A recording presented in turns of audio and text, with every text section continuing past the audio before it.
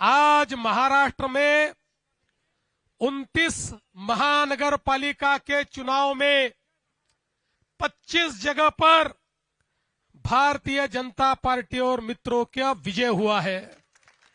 महाराष्ट्र की जनता ने भारतीय जनता पार्टी पर पूर्ण विश्वास दिखाया है।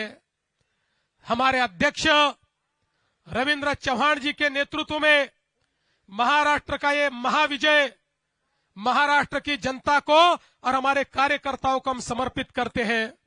मुंबई में भी एक बड़े विजय की ओर हम जा रहे हैं। यहां पर अभी काउंटिंग चल रहा है, लेकिन जो ट्रेंड्स है उसके आधार पर मैं कह सकता हूं मुंबई में पूर्ण बहुमत हमको मिलेगा। मुंबई में महापौर हमारा महायुति का बनेगा और मैं हमारे मुंबई के अध्यक्ष अमित साटम जी इनको भी बहुत बहुत बधाई देता हूं।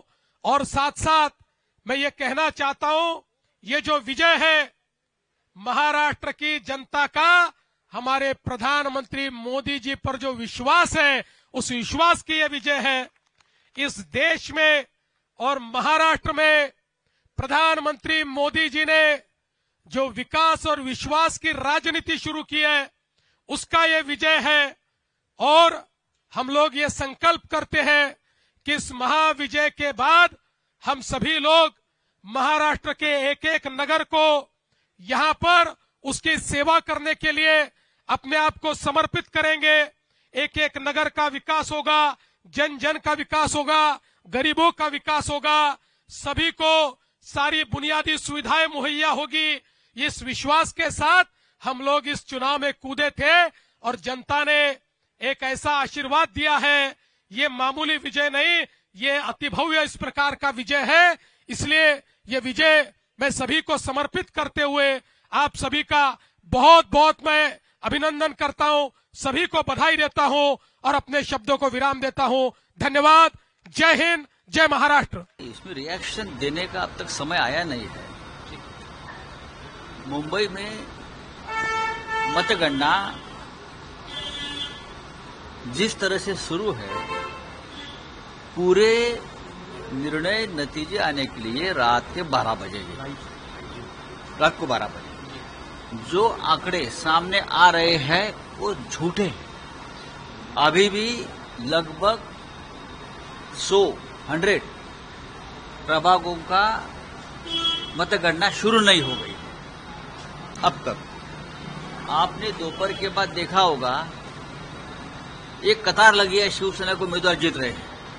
अभी तक पांडु बिकुली का मतगणना नहीं हुआ है, दादर परळ का नहीं हुआ है, बैंड्रा का नहीं हुआ है, जो हमारे गढ़ है। और भी बहुत 100 जगह पर अभी भी हमारी मतगणना शुरू नहीं हो गई है।